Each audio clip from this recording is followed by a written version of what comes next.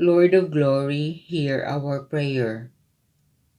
That the Church, led by Pope Leo, bishops and ordained ministers, may announce to all men and women the joy of the gospel, the treasure of great price. We pray.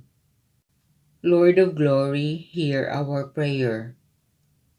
That leaders of nations may be given an understanding heart to distinguish right from wrong and to govern the people justly and in peace. We pray. Lord of glory, hear our prayer.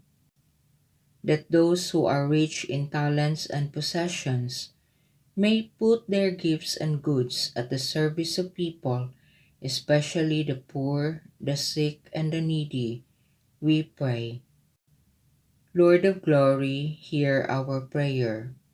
That all missionaries may inspire people to welcome the good news of salvation in Christ as the greatest gift from our Heavenly Father, we pray.